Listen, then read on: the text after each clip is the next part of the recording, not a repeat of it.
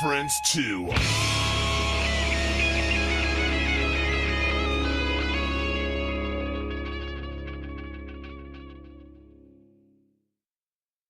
Welcome to Bleach Bangs. What is going on, guys? We got new people in the house.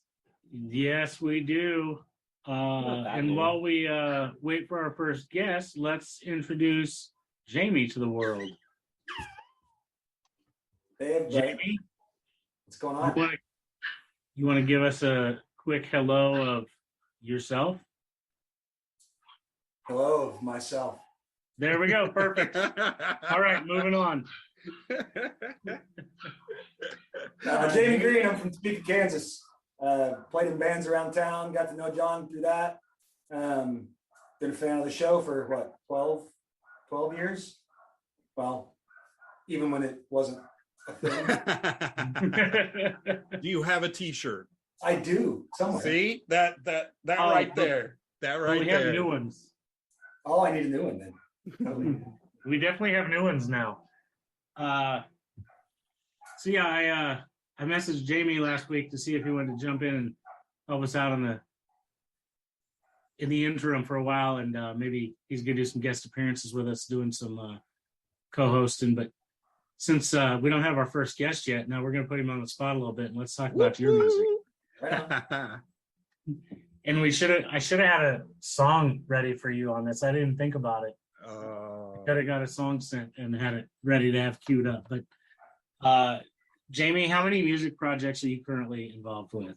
I do solo acoustic stuff, mainly breweries, wineries, First Friday art shows, stuff like that. Little stuff, easy money. Just me and a guitar. I don't have to practice. That's pretty badass. And then I play in a cover band called Alter Ego. It's 80s, 90s, 2000s, even 70s. Everything from Dio to Collective Soul to Bruno Mars to Prince. I mean, we do all kinds of stuff, and pretty heavy or a little bit harder edge to the lighter stuff, and we have a lot of fun. So that's and then I play guitar at church. Does that count? Absolutely. Right on. I think Randy's going to pull in the LA Maybe for us. And we'll get back to you some more on that stuff, Jamie. Excellent. For sure. Awesome.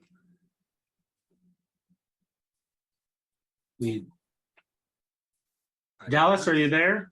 I'm here. Can you hear me? Oh, yes. How's it going? It's going good. Is my video not working? No video. Let me get that going real quick for you. This new computer is all about privacy, apparently. Oh, I got to quit and reopen, so I'll be right back. Okay. All right. So with that happening, Jamie, one more quick question for you. Your band Invictus. I heard there was a rumor that there's going to be a new show. We were supposed to play this summer. That kind of fell through because RJ catastrophically broke his leg, being a 40-something-year-old trying to do BMX. Oh, tricks. Lord. But RJ Soldani's my guitar player, and I'm the singer. We were kind of the core of the band. Matt Browning played bass. Mike Walnoa played drums. Mike moved up to Wisconsin. Haven't talked to him in a few years. Hopefully we can get him back around. But if not, we can pull in my cover band to back us up. And there's some talk of getting together with, I don't know, John, if you remember Mirror Image, the triplets here in town. Absolutely. I talked to Travis the other day, not too long ago, about maybe trying to throw something together like a 10-year-old throwback show at the Trap, maybe sometime in the next few months. Very cool. Too cool. Dallas. Yes, sir. Yes, sir. Hey, in living color. I know, right? Here we go. Yeah. First Zoom meeting on this thing. So it's been a minute. Right. I was like, oh Lord, you guys don't know how nervous I am about this. They do their own podcast. And it looks so much better than what we have. Yeah, we've had a podcast for a while that was audio only, and then we kind of scrubbed that. And Driz, my other guitar player, he came to me and he was like, so with COVID, we can't stay in front of our fans with shows. That's normally what a show is. You get in front of your fans. So what if we stayed in front of them with a podcast? I was like, well, we kind of already tried that. And he was like, okay, well, I just moved. I have a garden shed. We're going to gut it.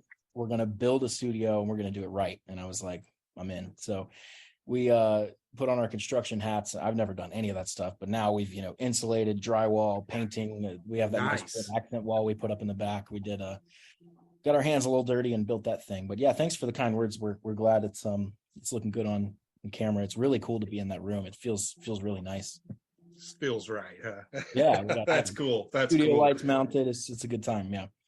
Yeah. So I'm going to introduce myself and then let them introduce themselves. I'm Randy, and I'm in Oklahoma City. Perfect. We were just in Oklahoma. That's what I saw. I'm like, how did I miss this? I don't think we were near the city, but I'm next. I'm Ashton. I'm actually Randy's son. I'm also in Oklahoma City. very cool. Very cool. My best friend's name is Ashton. Hell yeah.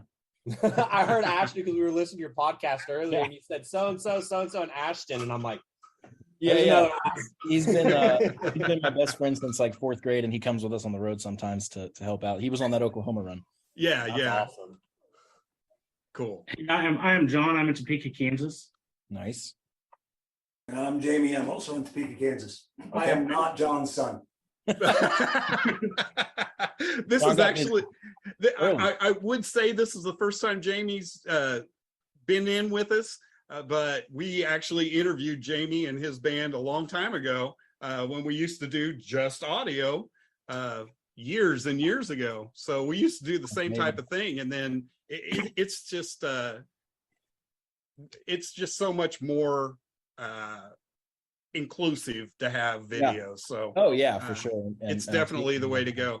And the cool thing now, Spotify has video, so we take it straight to Spotify video, and you can actually play the videos on Spotify. So it's pretty cool.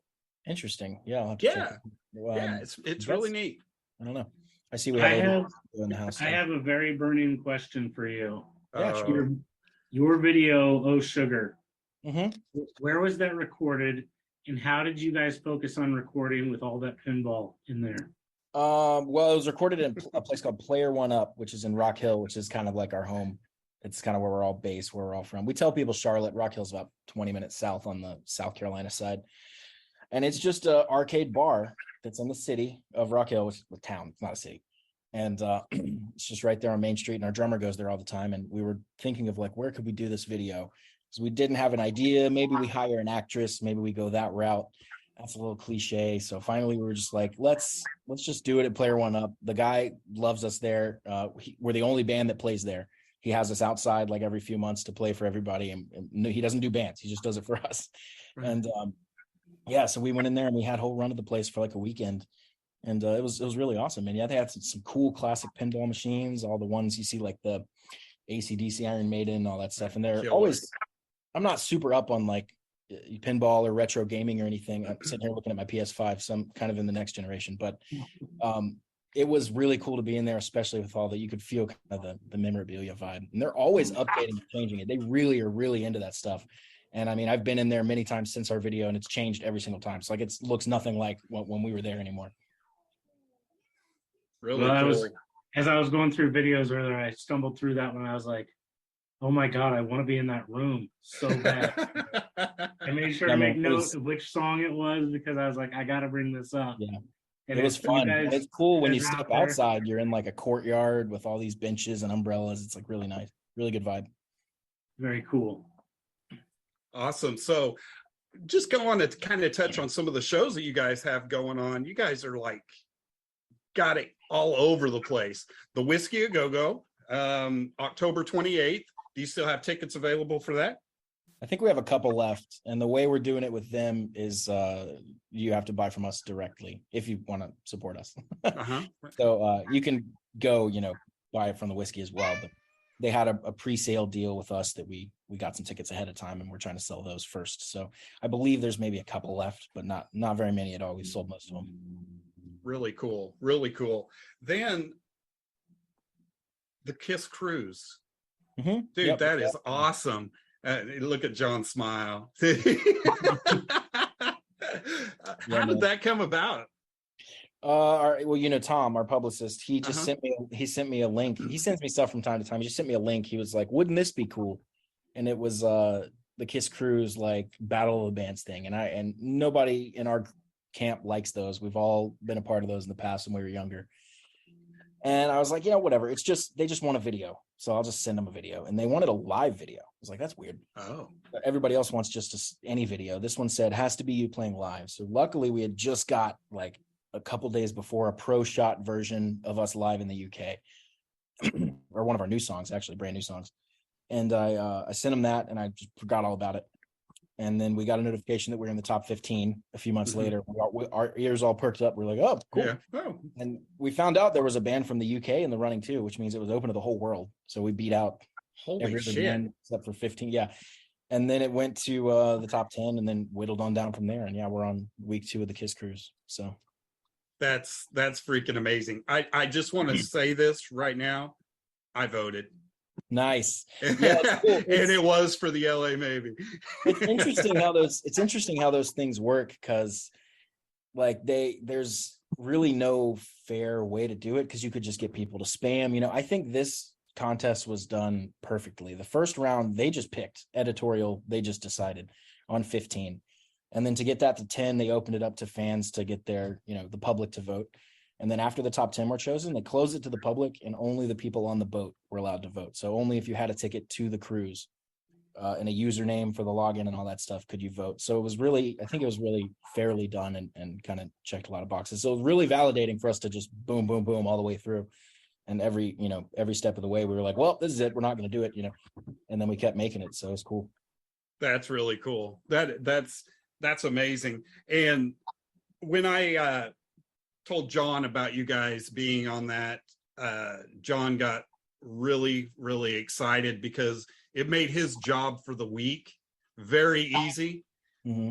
John is a huge Kiss fan, and somehow every week, whether it's the band or something, it's usually the band, just out of just natural progression, Kiss comes up.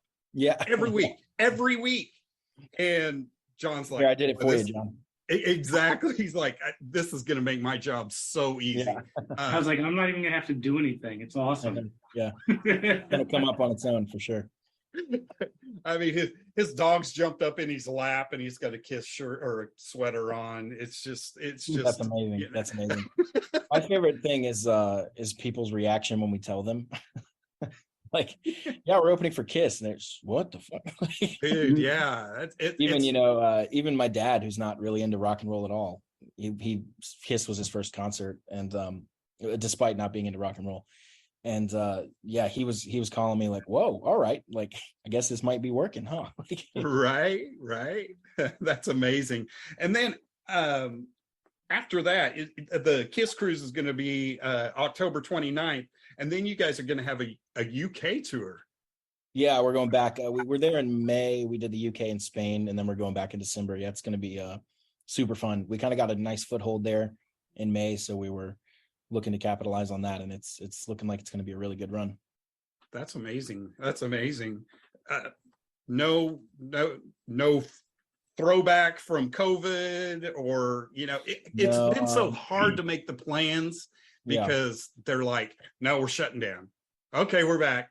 We're shutting down. And you try to do these tours like a year out in advance. Were you a little worried about trying to book that type of stuff so far out? With the UK, no, they were the first country to drop everything. Like we still haven't even barely dropped everything. Right. It doesn't.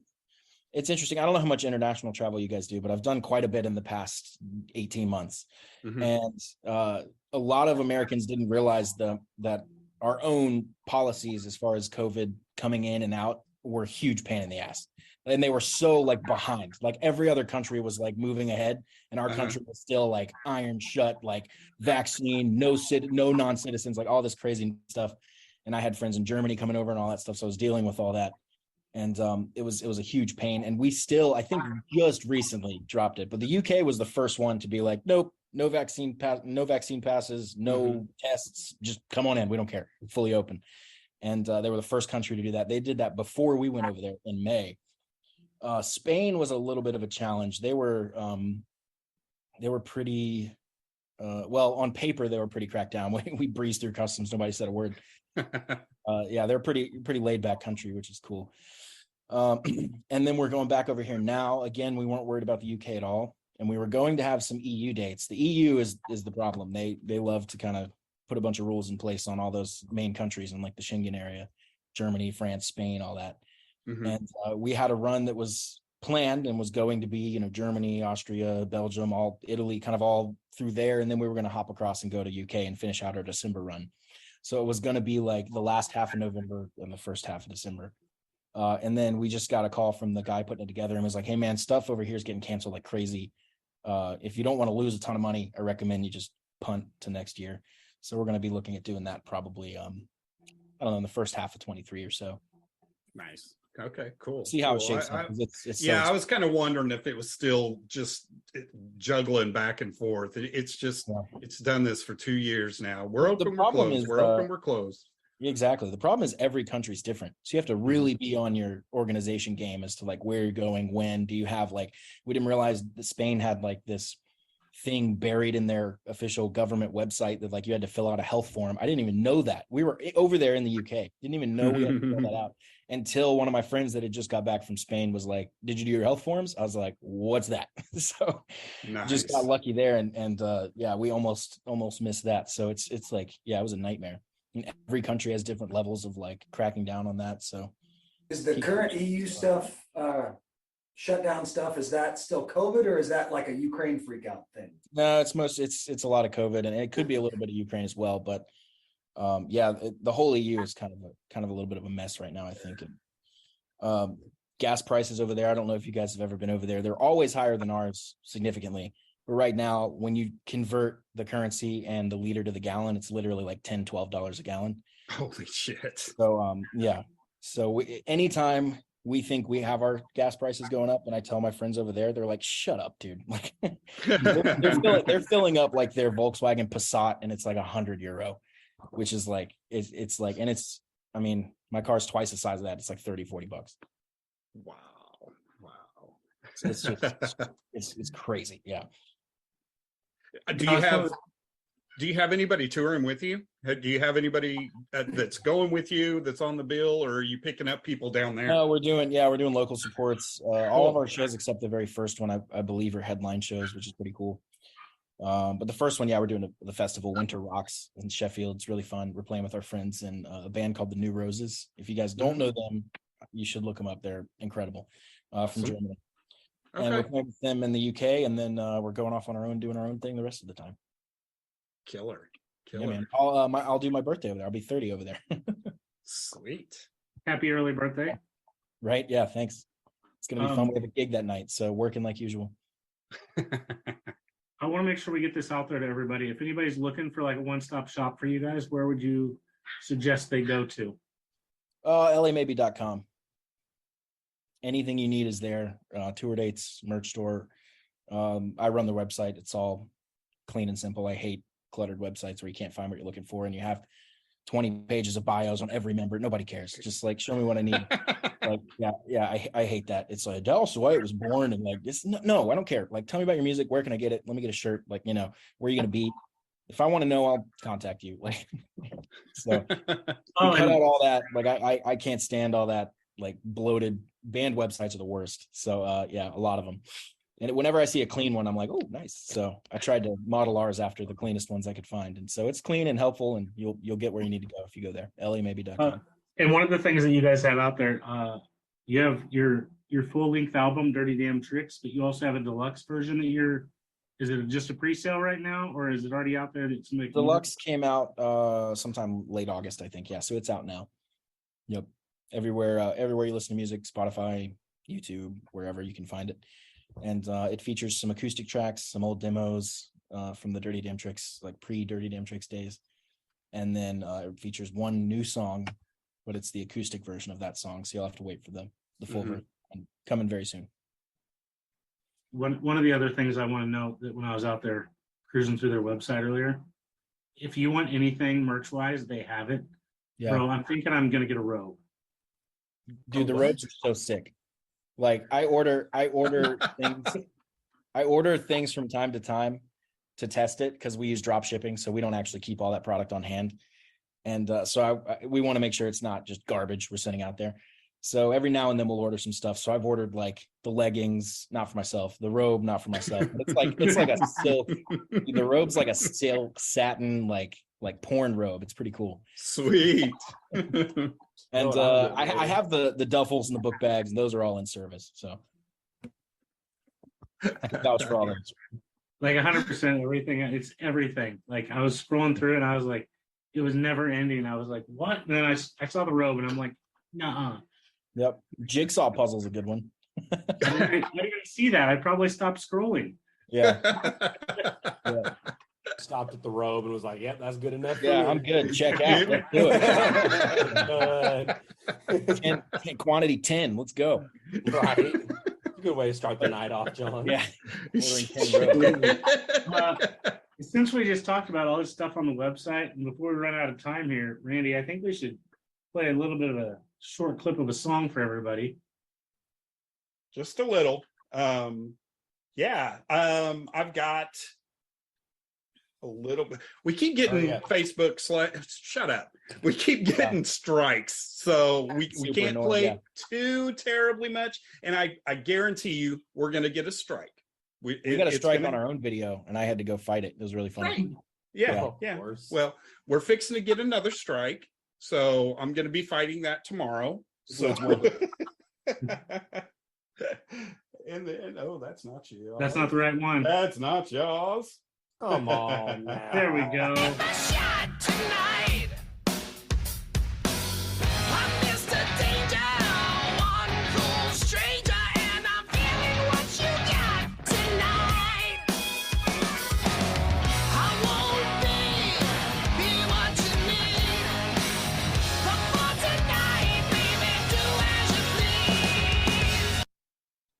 So that is just a little taste of the LA Maybe.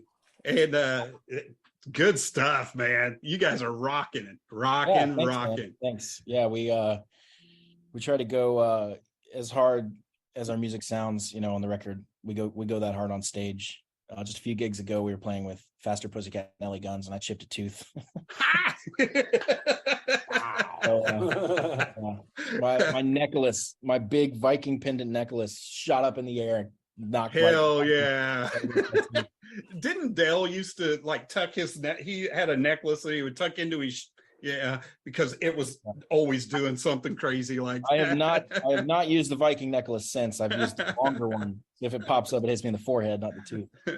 So yeah, it hit hard, and I started thinking oh, that hurt. And then a couple seconds later, I kind of tongue it, and I was like, oh shit. Oh fuck. Well, I can't really tell, but in my mouth, it feels like a big old chunk, but it's not that big. Right. It's like a corner of the. Yeah, so that was the first, but we often get what we have called gig neck, which is when the next morning you wake up and you feel like you've been hit by a truck. Jamie's over there. Yeah, I get that. I get that. Big neck is real. I don't even have any hair.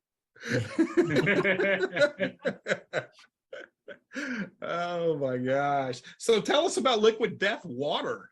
You guys are endorsed by Liquid Death. I see it at 7-Eleven all the time. It's good. Yeah, Liquid Death is amazing. I've loved them for a long time, mostly based on their marketing tactics and the way they do their company on that side of things, I think is really good. And so we wanted to get involved with them for a while, and we reached out. They were nice enough to kind of partner with us. It's kind of a loose partnership, but they send us stuff and we post about them, and that's about where that ends. But yeah, we love Liquid Death water, and they don't have it in the UK, unfortunately. We tried as hard as we could to get it over there, but couldn't make it happen yet. I guess they're still a small company. The other thing is they're very kind of environmentally friendly. Their slogan's "Death to Plastic," so that's why they do the whole cans and all that stuff. Gotcha. They made it look like a Miller Lite. There's a lot of funny videos of people getting like pulled over and like screamed at by neighbors and like all this stuff. And it's like, no, dude, like. That's funny. And that kind of explains, I was just like, could you talk them into maybe a resealable something? Because once you open it, man, you're like, you gotta finish. It's like, whoa. Yep. The first few I had, it was so odd because we're so conditioned, at least I am, to when you're drinking something out of a can, there's some sort of flavor.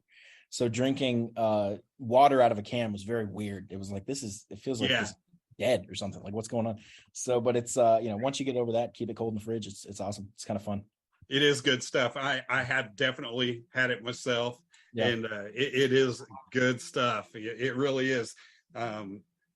Well, it looks like our next guest is here. I really want to thank you for coming on and joining us, because you got so much coming, and I've just been infatuated with you guys for over the last year. I think Tom sent you or sent us your music to review and the video like a year ago, and I'm like, dude, this is so awesome. So we're like, when we can land these guys, it's going to be great, because they're just amazing, and they're all over the map, and you guys are doing such great things. Yeah, man. Thanks so much. Appreciate you guys taking the time. And anytime you need a guest, let us know. Awesome. Absolutely. We need to do this again. It's great talking with you. Yeah, man. All right. We'll let Jesse Snider in. You want me to beg? No, you can hang out with us if you want. Okay, cool. I'll hang out for a couple minutes. All right. Got it. Hi. Hey, there it is. What's going on, Jesse? My freshly hawked mohawk's bending here. Yeah, it's looking pretty. It looks pretty fabulous. Straight. Looks straight to me. 1 second. Gotta make sure it's perfect. He's like, fuck, no, I'm fixing it. So everybody, that was Jesse Blaze Snider. Yeah. What a great guest. I think we'll be Right right back. I'm not doing it, I'm mohawking at home. Usually I mohawks go out, my hair's wet. How's it going? How's it going, Jesse? I think we'll do a quick round of introductions for everybody for you. I'm John. I contacted you. I'm in Topeka, Kansas. Nice to meet you, John. How's it going? Good. Hi, I'm Randy. I am in Oklahoma City. Ready? I'm Ashton. I'm also in Oklahoma City. All right. Now, are you guys like a wall away from each other? No, actually, it's probably about 6 miles or so. But I'm Jamie, and I'm also in Topeka, Kansas. Cool. I'm Freddie, and I live under his bed. So how did you guys all come together and do this show? Give him a quick rundown, Randy. Oh man, it was a long time ago, and we got sick and tired of listening to the same shit on the fucking radio. Oh. Same thing over and over and over again. Was it around the 90s, like when Kurt Cobain died, and they would play Nirvana once an hour on the hour, Metallica once an hour on the hour, and half of the music in any hour on any radio station was something mandated, and maybe one song was something recent. Yeah, it was right around there. But we're just like, Dude, we should have been fucking DJs. We could do so much better than this shit. It's just not done like that anymore. Of course, I'm sure you dude, guys found out as you looked into it. I mean, it's such a, I've been a DJ, for a little while, and I mean, it was maddening. Songs that I loved were played in such high rotation to the point of, I couldn't listen to them for years. It's all about the money, sir. Yeah, and then there were things that were like so great, and you'd get one play once in a while, and like it always seemed like crazy imbalance. It was just not nearly enough this and way too much of what absolutely. And we started out kind of like just wanting to feature the unsigned bands, people that they can't get on the radio, and these, we have some very talented motherfuckers out there that nobody knows who they are. And we just wanted to be able to get it out there. Yeah, there are so many. Growing up, this usually isn't my first go-to conversation, but my, my father's a rock star, and he would come across bands all the time that he loved and would try to help.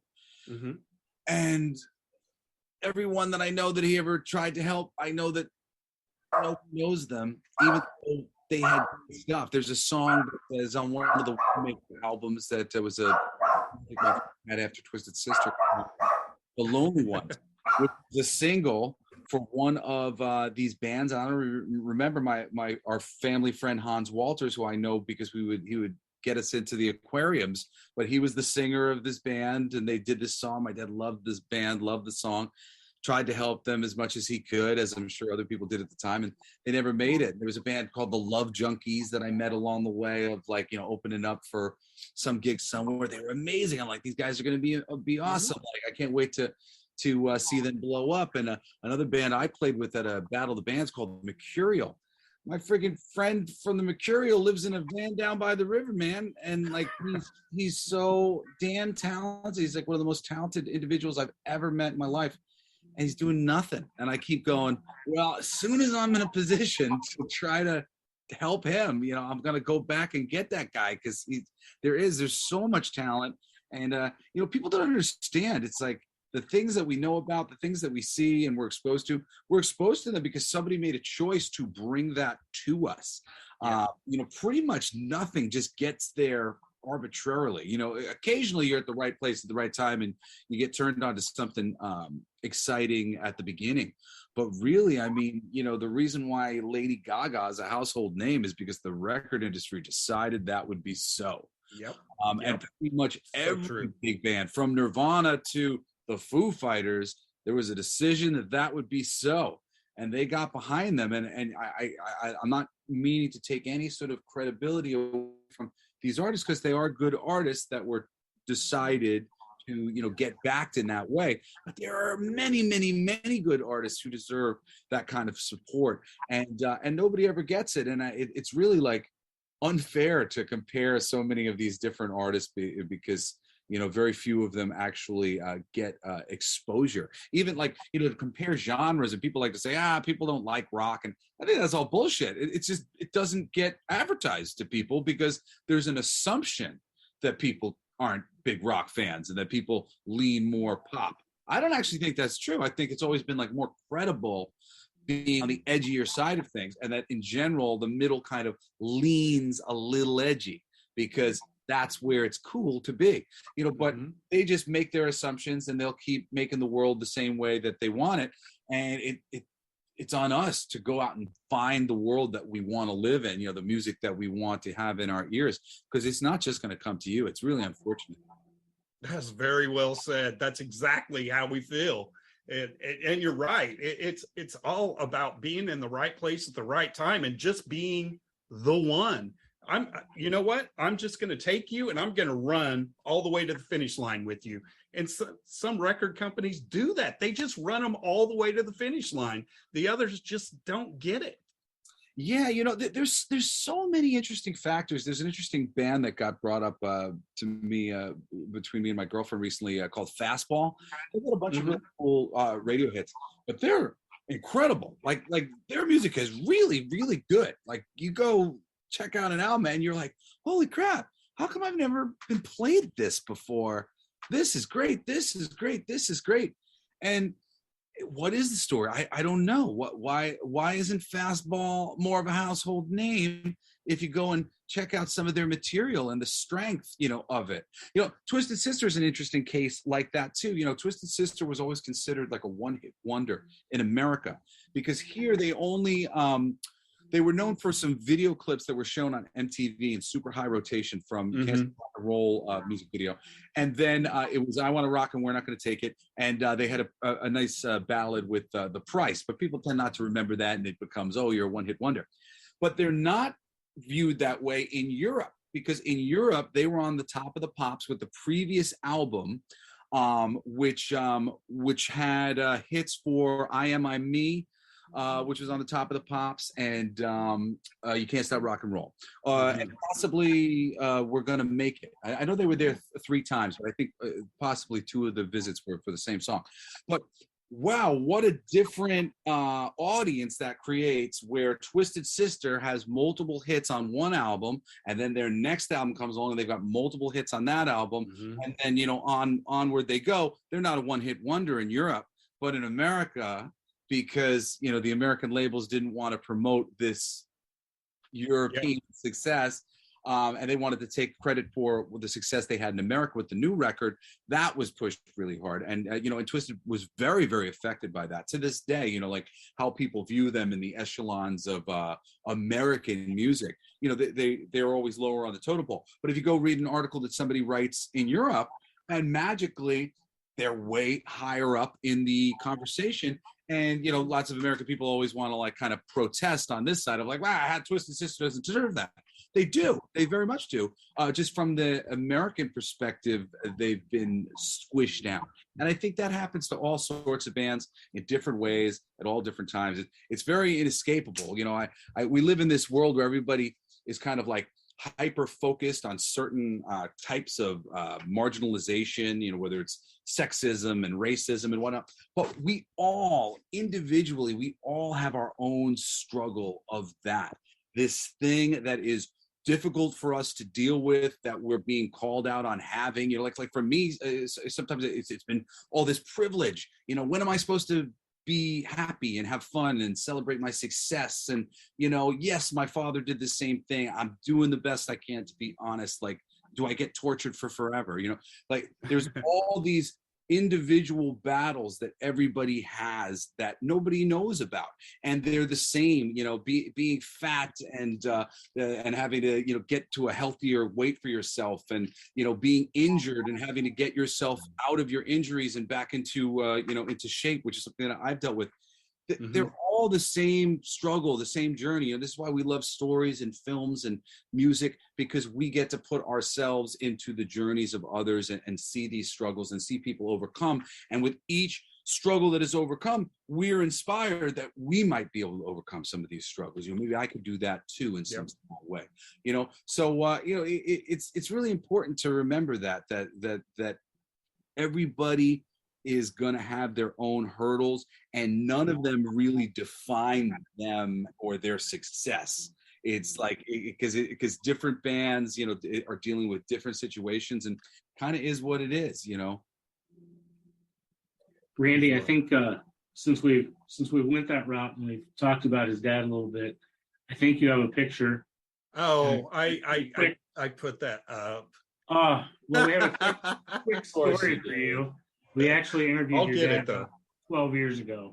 Oh yeah, nice. For what was he? It wasn't a video then, but we had a little online campaign called the Plea for D, because we were trying to go through his people to get him on. Oh, nice. And it was email after email after email until finally we got the response we wanted. Oh, great. So I'm not quite sure if we interviewed him or he interviewed us. That was. Have you met your dad? He can talk. He can talk. I have. It's hard to really feel like you've met him, but I've made the best effort anyone can. So we had a poster of the Plea for D. That's funny. And he came to Oklahoma City And my son took it down there, and he's like, I remember that. So it was really cool. And he was gracious enough to sign it for us. He's a great man. He's a great man. Interviewer. He's got so many great stories.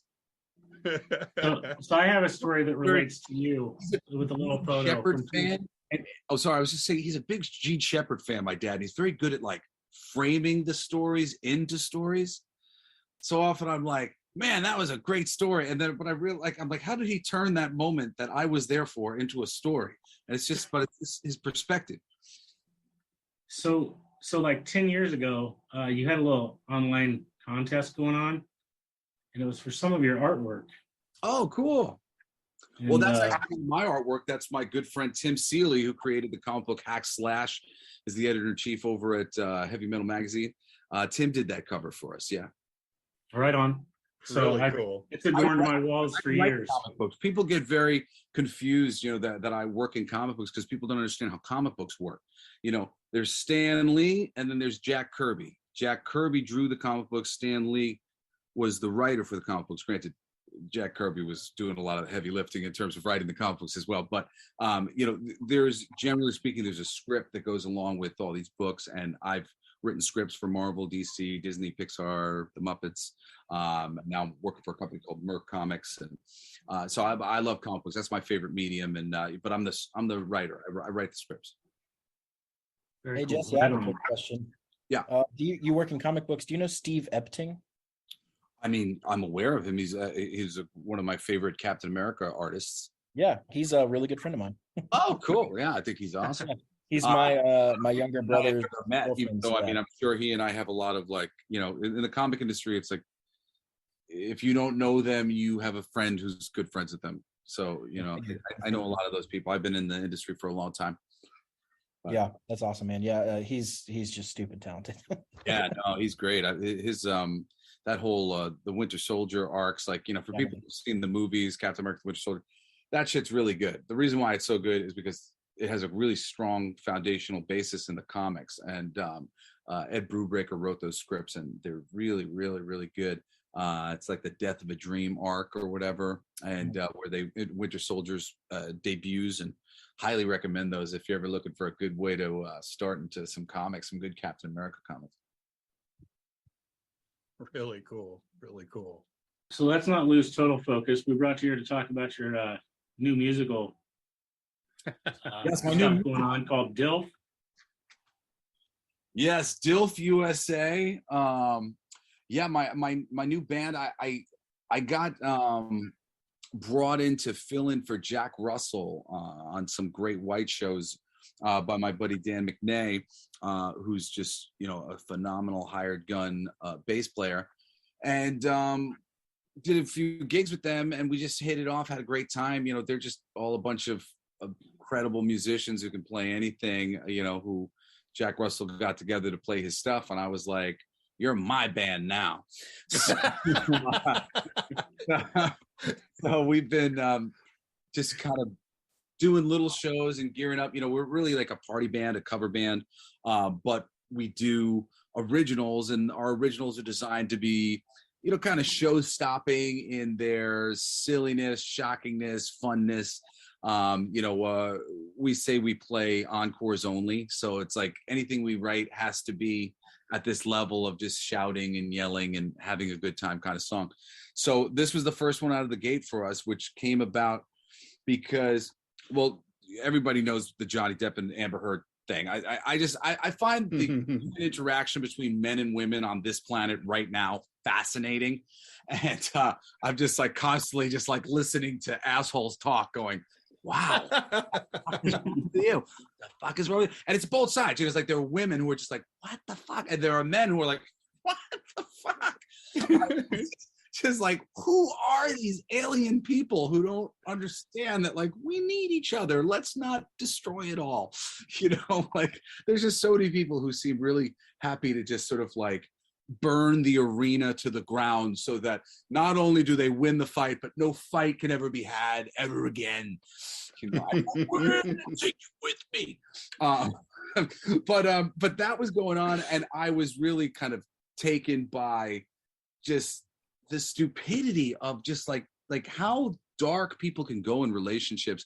And there was actually, we had a friend over who was going through a relationship trouble at the time, breaking up with their person, and they went from like loving them, like and telling us all the ways they loved them, to telling us all the ways they wanted to kill them, and how terrible they were, and sort of like starting to lie about them, lie to themselves and lie to others, and get others to go and do things to them and like get a reaction out of them. And I went, oh my God, from I love this person to I hate this person. And I wrote this little hook that was, you broke my heart, so I cut off your head. And after we started talking about doing it, we were like, I think we got to tie in this shit in the bed thing into this because it rhymes. And it really was just sort of like the whole timing of it. So yeah, it just felt right. And then we, my girlfriend, Julie Brightingham, she's just a really great creative person. And she kept going, oh, do this and we'll make a video, or do that and we'll make a video, do this and we'll do this. I'll like, you won't have to do anything. I'll like, I'll help you get it together. And when I had this idea, all of a sudden I went, hey, Julie, you want to make this the first one we do? So it was really like first like main production for her, like that she like lined herself, and she did a fucking great job, man. Mm-hmm. Just kicked ass. And we debuted it at my 40th birthday party. She was threatening to throw me a surprise party when the parties. I have a hard time celebrating myself, but it was cool to celebrate the work that we had done and have everybody down, because we're just all working for free to put together a video with a story, no less. We actually have a storyline. But we had a great time doing it, and it came out awesome. So now we've just been kind of promoting, trying to get it out there and get people to share it and like it and do all that bullshit. But it's gonna be an ongoing battle. You don't win, in one day. So there's going to be a lot more music coming, and we're already actually today. My kids were recording background vocals for a Christmas song that we're doing, which is actually a lot sweeter than "Shit the Bed" is. But yeah, it's still cool in what we're doing, and it's good stuff. And I really think song after song, people are going to realize very quickly that DILF USA has something to offer. With that segue that you gave us about the video, we have a short clip that we're going to play of it for the world as well. She's spreading round, oh, she's sharing round town there. It's falling down, oh, it's all coming out here. She shit the bed, so I cut off her head. So I cut off her head. So I cut off yours.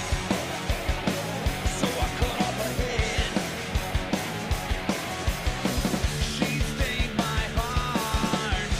Can't wash it off with her head. Judge, Awesome. shit in the bed. Yeah, I you love said- it. Now you said you basically took Jack Russell's band and made him DILF. Yeah, basically. Like I knew. Its own. I was actually going to ask you because I was pretty sure I met Robbie with Jack's Great White in like 2010 on the America Rocks tour, and I saw that he was in that video, and I was like, hey, I'm pretty sure that's the guy that I met. Yeah, Robbie's great. Robbie's been around in so many things. My good friend Craig Gass, who's a comedian, when I sent him the video, he was like, Robbie Lochner. I know him from, and I forget whatever hometown or, but he like grew up together watching him play at the local clubs, and he was like the high school band or whatever it was. So yeah, small world, man. So So great. what's next? You can totally tell how much of a comic book fan you are. I'm just reading a bio about you, and your kids' names are all comic book, man. Yeah. It's so great. So I've got for Logan, I've got Wolverine's claws, which they double as bullets, but it's Wolverine's claws. It's Logan here, and Well, then it's Cassidy. first and second middle names, right? Yeah, so she's Logan Lane, so it's Lois Lane and Wolverine, and then Cassidy West, which is Wally West, is the second Flash, but also Cassidy from Preacher. So I've got my vampire bites here for Cassidy, and then Grayson Wayne That's my Nightwing and Batman. So I got my Nightwing. and I don't have my daughter Parker yet, but she's Parker Pride. So Kitty Pride and Peter Parker. So I got my Spider-Man symbol here. That's awesome. That's amazing. I like to take the power symbols from the comics. You know, I've got the Iron Very cool. Dragon and other ones spread out. Awesome though. That is neat. So one thing that wasn't mentioned, I know we're kind of going away from your music, but I'm curious on your favorite comic now. Savage number Dragon is one. my favorite comic really of all time. Like, I mean, like that's the one that made me inspired me to love comics the way I do. And Eric Larson, who was famous for Spider-Man, it was like his childhood book, and he's still drawing it to this day. The quality of it is still largely there, but there was like a certain moment where the storyline really majorly shifted, and it became less of like an obsession of mine. But I loved the Savage Dragon, and Eric Larson in particular. He really gets comic books as a medium and loves the comic book medium, appreciates the unique aspects of telling stories in comics. And reading Savage Dragon growing up prepared me to be a comic book writer so majorly, because the things that he was always kind of focused on and most fascinated by was, you know, the reading experience for people, you know, that the panels art wasn't like crossing and screwing up the way your eye was seeing it, that you were, you know, doing things on a turn page and nothing was being spoiled for you. You know, just the subtle things to comic books that make them the fun and unique art form that they are. But yeah, that's probably my biggest one. And then another huge one for me is Deadpool. Joe Kelly's run at Deadpool. I am one of the, you know, few thousands of Deadpool fans that is responsible for Deadpool being on the big screen now by not shutting the fuck up about Deadpool back and being the noisiest fan I could possibly be of that character for years, through bad writers and good writers, and mostly bad writers most of the time. Joe Kelly, though, set a foundation for a fucking character that could stand the test of time. And it's really great. That original run with Ed McGuinness, who's another great artist. That stuff, that all that stuff really inspired me. I was working at 7-Eleven when I was reading those Joe Kelly Deadpool issues. Like, you know, we had like certain comics that we would get in, and that would be like my bathroom read. Before smartphones. You're all going, I want to make comic books like this. So those things are like the most meaningful for me. But there's plenty. There's so many books that I love. Batman Long Halloween, Mouse, and there's tons of great comics. Yeah, that's badass. My last question that I really have for you is there like possibly an album to come out in the future from you guys, or are you guys stay novelty stuff, or are you gonna push a full album type stuff? Well, you know, I wasn't pushing it too hard on that end of things, but the band has really responded really well creatively, and you know, to the things I've been bringing in, and like, you know, so we've been really excited. So we're actually sitting down to record kind of as much as we can, or foundationally, and write as much as we can in like a 4 or 5 day period, like next week. How that comes out, we live in the age of the single, Right. You know, and EPs, like, so like, will it be released as an album one day? Yeah, but I suspect that the best way really to release it is going to just be one at a time with a cool little video, and then eventually do something that kind of puts them all together. That's at least making the most sense to me right now. So hopefully we will have something in the future. But, you know, I mean, really my hope, and I say this kind of to keep myself honest and to keep myself to it, but I'm a big South Park fan, or at least I was for a while, and I really appreciate their process of creation. And the way in which they were banging out their shows was allowing them to be very timely and to speak to the world as opposed to an audience. You know, they were kind of speaking to people whilst the conversation was going on, as opposed to after the fact, which will happen most of the time for everybody. So, you know, I said, if I could do that with a band where I could just be spitting out commentary on what's happening on the regular based on what's going on, that would just be so much more fulfilling, to me as well as an artist, because that's why I make music, to communicate. Honestly, I really feel like I've been given the benefit of a correct upbringing, an upbringing where I was not made to feel powerless, an upbringing where I was allowed to express myself, and and taught to do my best to pursue my dreams and pursue happiness, and a life that would make me satisfy me, not just a life of making money or what was whatever. And I think still to this day most people are pushed that way. Also, I think even those that aren't, I think really expressing yourself and following that path, it's difficult. It's hard. You get one bad review from your mother or a friend, and you're like, oh God, never going to try that again. That's what you want to do. And you can't give up that easy. And being taught that sort of bravery and perseverance and hard looking at oneself and pressing on and growth and strength, that is the value that I have, I think, as a person, and that's what I try to put into the music. Everything that we do, as artists, is just meant to shed some light on this crazy world that we're living in. So hopefully we can keep playing this kind of comedy game and maybe be a little bit more timely next time. And I think there's a lot to say and a lot of laughs to be had. And if people like you can get behind us and share our videos and be a part of the conversation, it's the gift of joy and laughter and I think a little bit more depth than your average comedy band.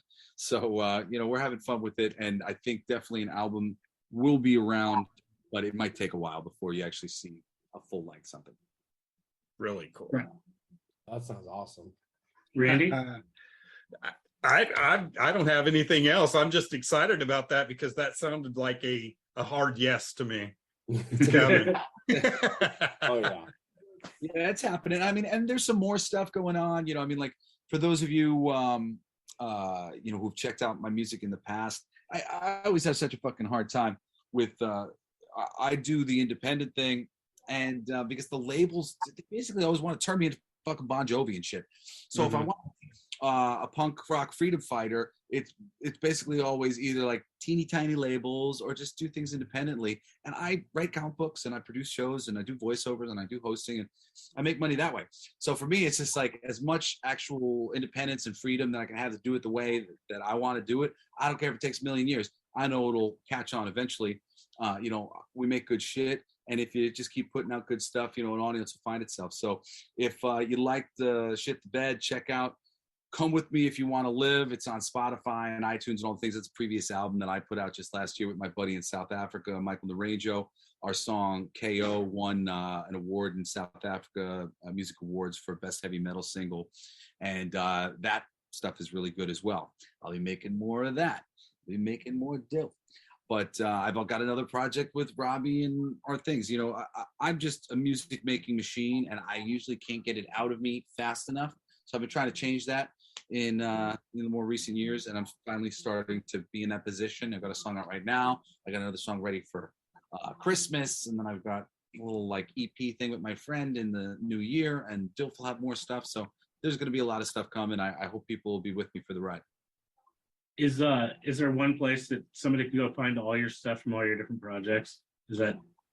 If you find me if you're on Facebook, I'm Jesse Blaze 149 on there, and that's a good spot to kind of watch both. But Dilf USA also has a Facebook page and an Instagram page. If you go to really the Facebook page is probably the best thing to find my stuff right now. Jesse Blaze Snider on Facebook. Well, if they type in Jesse Blaze 149, that takes them straight to the thing. But yeah, it's just Jesse Blaze Snider on Facebook is like my pro thing or whatever. I try to get back to people when it's if you write something intimately to me, but I'm not really as accessible as I used to be. Largely because I just felt like we're living in this world where everybody's just kind of baiting each other into fights. That's no shit.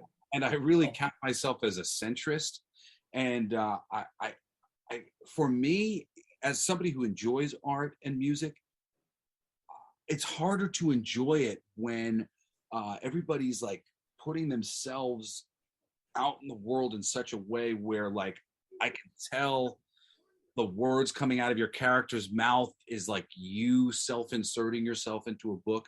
You know, I feel like the less you know about musicians and writers and things sometimes, the better. You know, there's certain things that you could learn, but like, you know, having a kind of a blank slate where you just get to come to know them through their style and the sort of work that they put out, you know, that's the world that I really want to live in as far as my artists are concerned. So I had to just kind of remove myself from this modern thing because I don't like it. It just gets all wrapped up in so many bits of ego. Even if you're not an egomaniac, just the fact that everybody's commenting on you and your pictures and all this, like it puts you into this mode of like having to react from this place of like being snap judged by, you know, your face. I'm like, I don't want anything to do with that. No more of that for me.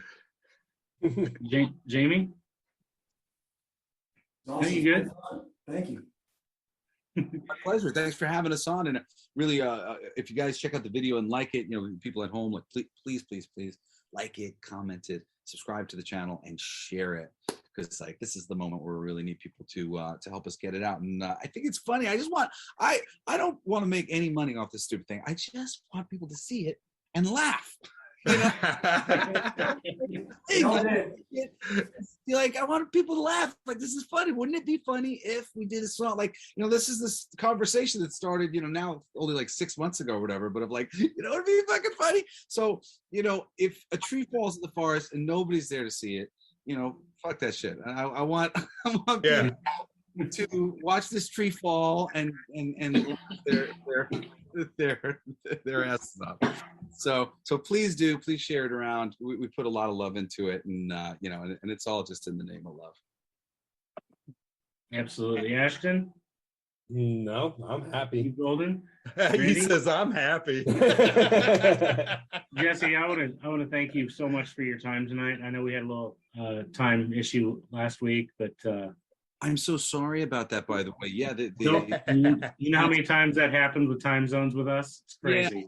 I was going to be coming home for you guys. I was in the studio recording some Bon Jovi vocals for a commercial. And I was like, oh crap, I'm not going to be able to get there in 5 minutes. So I'm sorry about that. Thank you so much for moving it a week and not taking it as an insult. It was definitely not. It was an absolute pleasure to have you. I can't thank you enough. We'll have you on whenever you want. If the next time you have a great song that we need to share, you let me know. We'll put it out there. Yeah, next one, man. We'll be there. I really appreciate you guys' time. Thanks for having me on. Nice to meet you. Thank you. Nice to meet you. Thank you so much. My pleasure. Peace. Later. Randy, you want to take us out? Yeah. Hurry up. We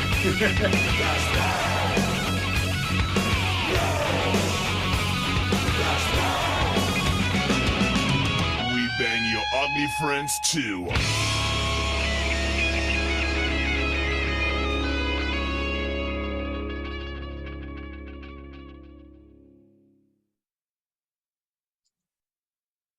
We did it. We did it.